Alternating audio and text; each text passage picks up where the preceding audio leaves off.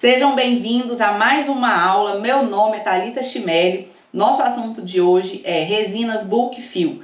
Se você ainda não está inscrito no nosso canal, se inscreve para não perder nada. Se você já está inscrito, já é meu aluno, já me conhece, você já sabe que a aula vai ser muito boa, então já pode curtir antes de assistir, né?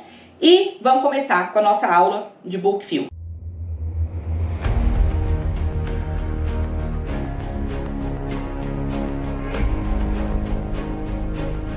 Antes de falar de bulk fill, eu preciso falar para vocês sobre alguns conceitos básicos que valem para todas as resinas compostas. Então, isso que eu vou falar aqui vale para tudo na vida de vocês. Vocês vão usar amanhã no consultório de vocês com as restaurações que vocês vão fazer, né? Dificilmente um dentista passa um dia, um dentista reabilitador, passa um dia sem fazer uma restauração. A gente pode fazer mil coisas, sempre tem uma restauraçãozinha no meio. Então amanhã provavelmente você já vai ter uma restauração para fazer. E quando você estiver fazendo, você já vai imaginando isso aqui que eu tô falando e vai elevar muito a qualidade da sua restauração, tá bom? O que, professor? O que eu preciso saber sobre resina? Algumas coisas que você já sabe, mas eu vou repetir aqui porque talvez você não lembre que a resina é composta por uma matriz orgânica e uma matriz inorgânica. A matriz orgânica são os monômeros, é a parte mole da resina. E a parte inorgânica é a carga, é como se fosse uma areia, um monte de pedrinha misturado na resina. E para que serve a carga? Para eu conseguir ter mais resistência mecânica na minha restauração depois, para que minha restauração depois tenha mais resistência ao desgaste, à fratura e uma série de coisas, tá bom? Então, resina é isso. Resina é uma coisa mole misturada com um pozinho de coisa dura. E essa coisa mole, que são os monômeros, que é a matriz orgânica, quando recebe luz azul, a 490 nanômetros, ela vai endurecer. Agora eu preciso que você preste atenção comigo aqui para entender uma coisa. O que significa a resina endurecer? O que significa a parte mole, a parte orgânica, ou seja, os monômeros endurecerem? Significa que quando eles estão dentro do tubo de resina, quando ele ainda está na sua mão lá, na espátula, ainda está molinho, os monômeros estão separados. Na verdade, eles estão unidos, mas unidos por forças de Van der Waals. Acho que é assim que fala, não sei. A gente aprendeu isso em química no terceiro ano. Provavelmente você se lembra aí quando estudou para o vestibular. Então, essas ligações que mantêm os monômeros unidos quando eles estão dentro do tubo de resina, quando a resina ainda está mole, essa ligação é uma ligação frouxa. Então, o monômero fica longe do outro. Quando recebe a luz azul por um fenômeno químico, físico e químico, né, o que vai acontecer? Um monômero liga com o outro por uma ligação covalente. Agora presta atenção, dois monômeros ligados por forças de Van der Waals, antes de polimerizar, né, eles estão aqui, ó. Quando eles vão para a ligação covalente, quando eles recebem luz e vão fazer ligação covalente, isso que eles fazem, eles ficam mais perto um do outro.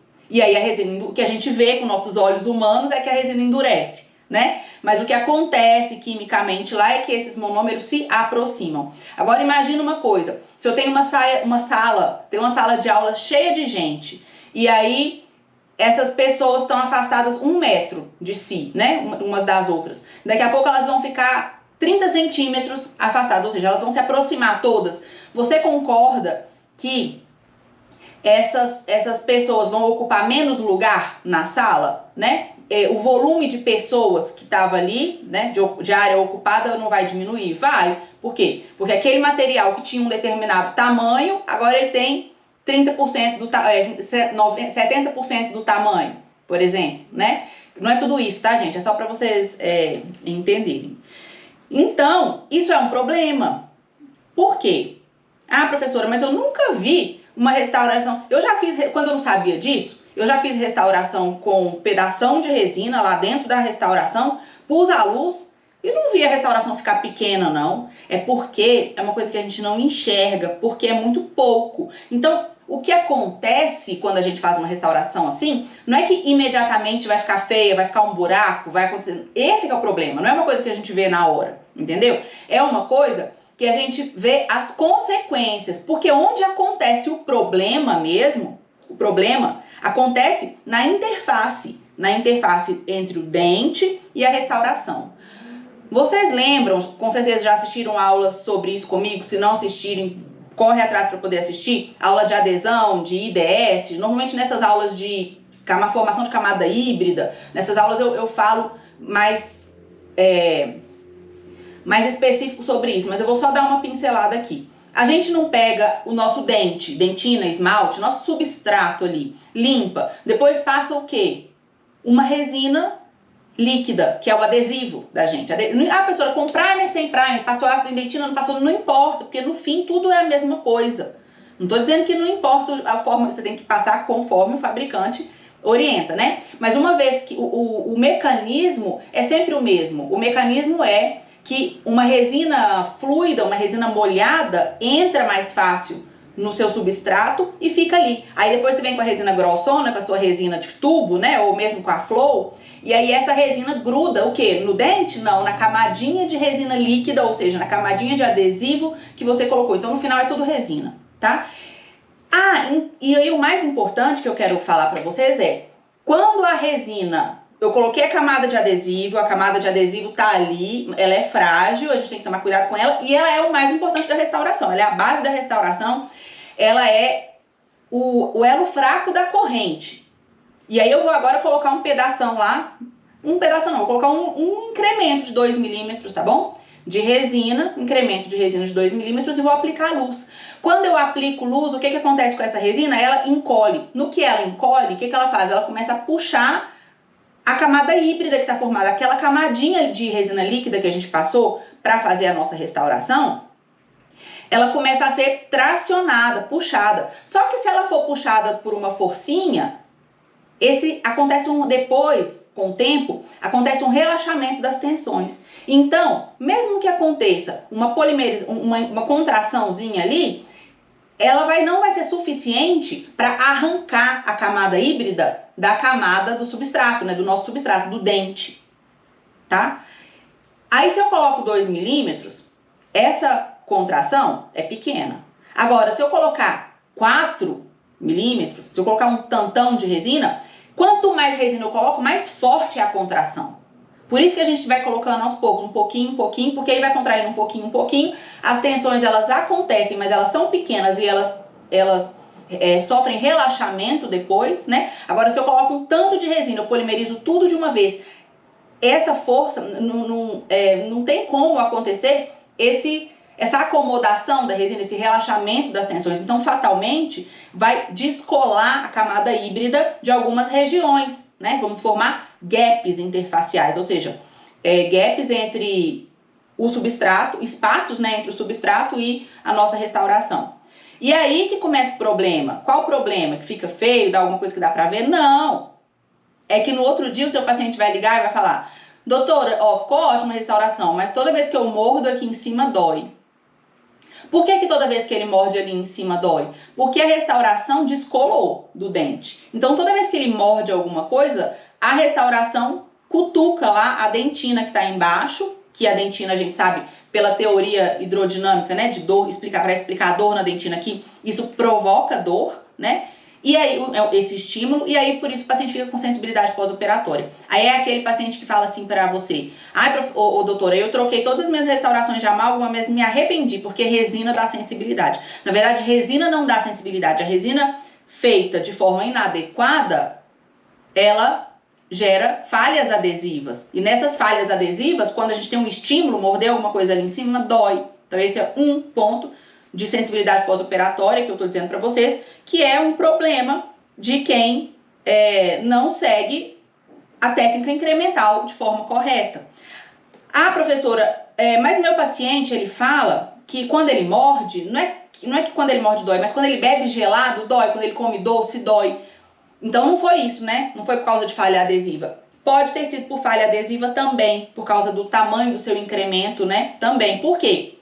Quando a resina contraiu, no ângulo cavo superficial, qual é o ângulo cavo superficial? É na borda da cavidade que a gente enxerga ali, a resina soltou, e aí fica um espaço. E aí, esse espaço em comunicação com a boca. O paciente toma coisa quente, gelada e doce, pela movimentação do líquido nos túbulos dentinários, que é a teoria hidrodinâmica que eu falei para vocês, por essa movimentação que acontece por variação de temperatura ou variação na concentração, né, saturação, por exemplo, quando é uma coisa doce, que não precisa estar nem quente nem fria, né? Quando acontece isso, o paciente sente dor. Outra coisa, professora, quando eu termino de fazer o polimento da minha restauração, fica uma linha branca assim em volta. Essa linha branca é justamente o produto do polimento, ou seja, o pozinho ali do polimento, das borrachas que você está usando, que fica bem ali naquele gap que foi criado, porque você polimerizou a última camada tudo de uma vez, que também não pode ser assim. Professora, então como é que é para fazer a restauração? Calma, que eu vou falar, tá bom?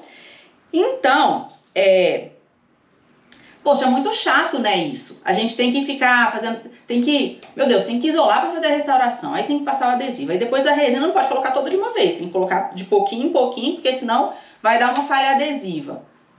Então, ninguém gosta de trabalhar assim. O dentista, ele gosta de trabalhar por tempo. Quando o dentista descobre que quanto mais ele trabalha, mais ele ganha, o céu é o limite, né? Ele quer trabalhar o tempo todo e ele quer trabalhar o mais rápido, quanto mais rápido for. E aí, depois com 35 anos, 40 anos, ele tá com a coluna acabada, não consegue mais trabalhar, cheio de paciente reclamando, as coisas dele dando errado, e ele não tá rico. Vai ver se tá rico? Não tá. Talvez tá ganhando mais dinheiro do que alguém que tá fazendo bases sólidas e crescendo com solidez na carreira, né? Mas não sigam esse caminho de querer fazer tudo mais rápido. Só que a indústria é muito esperta, né? O comércio, o marketing de produtos odontológicos é muito esperto e não estão errados. Errado está quem acredita e compra a ideia, né? Eles estão cada um fazendo o seu papel. Então a indústria, o que ela quer fazer? Ela quer inventar soluções rápidas para o dentista poder atender mais, melhor, aquela mágica, né? Em menos tempo, emagrecer dormindo, ganhar dinheiro dormindo. E aí a gente é bobo, a gente cai, entendeu? Então quando chega uma representante bem bonita da 3M no seu consultório, ou representante da Dentsply, sei lá, de qualquer outra dessas marcas aí de resina, fala assim, olha doutor, agora a gente tem, ou então num congresso, né, um professor, meu Deus, um professor, né, patrocinado, falando, porque agora a gente tem essa resina aqui, que ela tem, aí eu vou falar pra vocês o que os fabricantes falam, que eu anotei aqui porque pra eu não esquecer nada. Tá. Que ela tem uma tensão de polimerização menor, ou seja, quando eu coloco a luz nela, ela não encolhe igual encolhe a outra resina. Não, ela encolhe menos. Então você pode colocar mais. Mas se eu colocar mais, aí a luz não vai passar, né? Porque tem que passar. Não, mas ela transmite a luz por dentro da resina. Então você não precisa se preocupar, porque ela vai polimerizar toda. Ela é uma resina perfeita, maravilhosa. Aí antes tinha um problema, né, que ela era muito translúcida, ela era muito acinzentada, justamente para deixar passar a luz, né, e aí acabava ficando feia. E aí já inventaram, mas agora já tem ela com uma opacidade melhor, que ela fica mais estética e tudo. E a gente conseguiu isso, doutor, porque a gente melhorou os monômeros, o tipo de monômero, a gente melhorou o iniciador, que o iniciador é o responsável por iniciar o processo de fotopolimerização quando acontece a exposição à luz. A gente melhorou a carga, a forma da carga, o tamanho, tudo isso na teoria funciona muito bonito, mas o que a gente vê em estudos sérios e clínicos, laboratoriais, é que, na verdade, primeiro que tem poucos estudos, né? E alguns estudos sérios apontam o quê? Que a gente tem uma melhor adaptação interna. Então, eu tenho uma adaptação interna, ou seja, ausência de falhas adesivas, ou seja, a resina grudada naquela camada de adesivo que a gente fez, na camada híbrida, né? É muito melhor quando a gente usa resinas convencionais com técnicas convencionais do que quando a gente usa uma book fill na técnica book. O que é a técnica book? De 4 a 5 milímetros, né? Dependendo do que o fabricante promete, né? Pra gente ali. Então, gente, deixa eu ver se eu quero falar mais alguma coisa. Sim, só mais uma coisa aqui que eu deixei passar lá na frente, que eu tava falando pra vocês, os problemas que podem acontecer decorrentes de uma falha adesiva. Por que aconteceria uma falha adesiva? Por a gente não observar a quantidade, o volume de cada incremento e acabar fazendo uma grande contração por um grande volume de resina, né? Então eu só falei de sensibilidade pós-operatória. Eu só falei de sensibilidade pós-operatória ao morder, né? Que seria, por exemplo, ali uma falha adesiva na cavidade pulpar, né? Na parede pulpar. Ou de uma sensibilidade por estímulos externos, como frio, doce, gelado.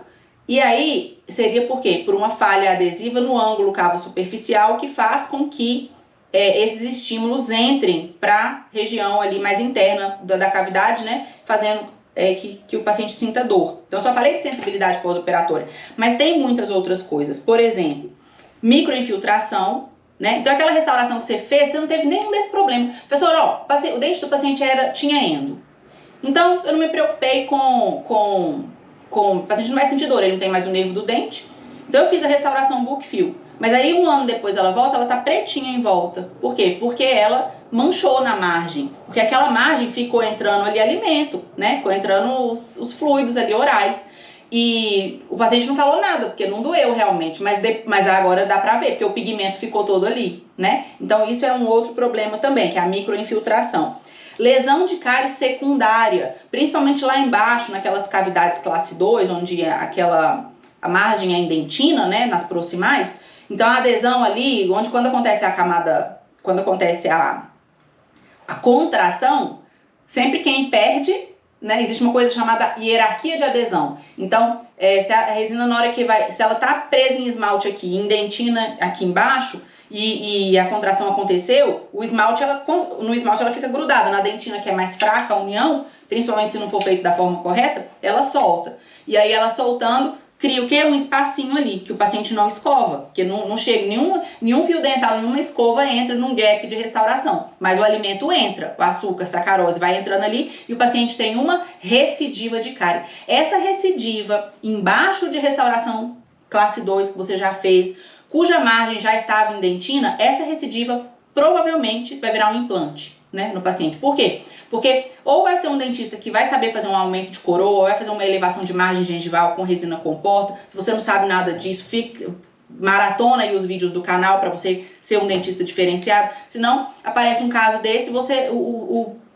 se aparecer um caso desse, um insucesso desse, para 90% dos dentistas, o dentista vai falar, não tem como recuperar, vai fazer um implante ali, né? E por isso que os pacientes perdem, né, tantos dentes que poderiam ser recuperados se o dentista tivesse conhecimento sobre biomimética, sobre adesão, principalmente sobre isolamento, né? E aí, agora, às vezes aparece pra mim e eu também não consigo salvar. Porque a gente faz biomimética, a gente salva dentes, mas a gente também não faz milagre, né? Às vezes a cárie já tá tão profunda, já tomou tanto da raiz, já tá numa situação tão difícil que a única coisa que a gente vai fazer é restaurar, extrair e substituir por implante ou prótese, né? Prótese removível, sei lá. Então isso é muito sério, isso que eu quero dizer pra vocês, tá? Isso é muito sério. Não faça uma restauração no seu consultório como se você tá fazendo uma restauração ali, pensando só no tempo que você vai gastar. Não, pensa que aquilo dali fazer uma restauração bem feita é a diferença entre você manter aquele dente daquele paciente ou daqui a pouco aquele paciente está fazendo um implante. Mesmo que seja daqui a pouco, daqui 10 anos, mas daqui 10 anos, se a restauração falhar e você fez uma boa adesão, talvez você tenha a chance de fazer uma nova restauração. E aí vai durar mais 20 anos, e aí daqui a pouco vai durar mais do que a vida do que o paciente viveria, tudo bem. Agora, o problema é quando essa falha acontece, e acontece de uma forma tão catastrófica, ou seja, acontece de uma forma tão com a lesão de cárie tão grande, que não é possível mais salvar o dente. Principalmente dente que já foi tratado canal, então não tem sensibilidade mesmo, então o paciente nem percebe a cárie, né? Então a nossa responsabilidade é grande toda vez que a gente entra para fazer uma classe 2 simples, né? Que às vezes a gente nem dá essa importância toda, tá bom?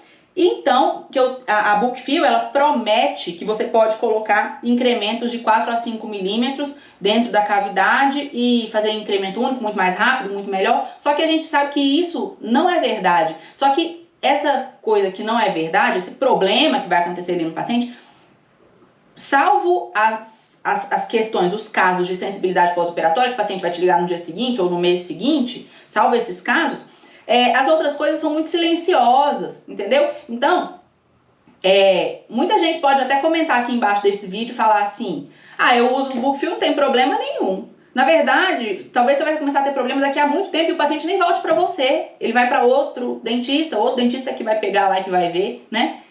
Então, eu pego muitas falhas restauradoras que eu tenho certeza que uma boa adesão teria evitado.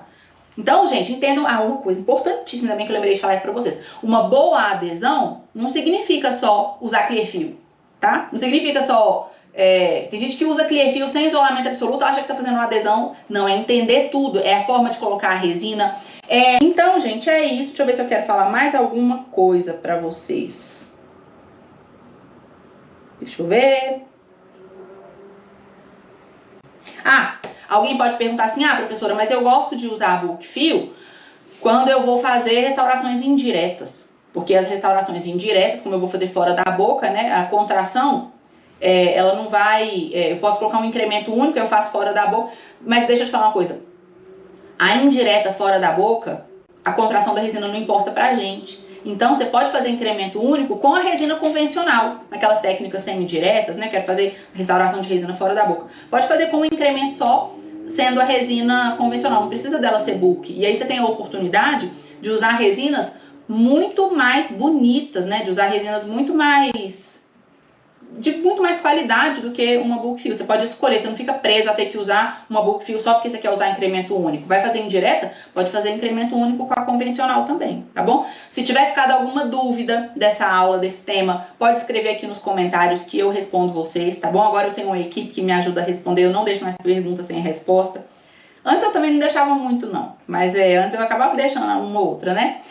Mas pode colocar as perguntas aqui, que na hora que você pergunta eu sou avisada que tem uma pergunta e eu respondo, e aí ninguém fica sem resposta.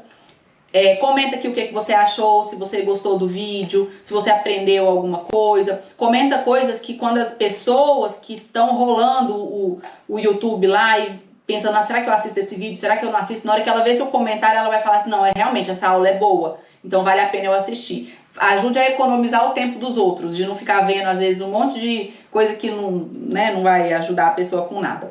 Então, já falei para comentar, já falei para você curtir no início. Você que não me conhecia, curtiu, gostou, agora curte, agora no final, tá bom? Compartilha para os seus amigos, salva para você ver depois. E até uma próxima aula.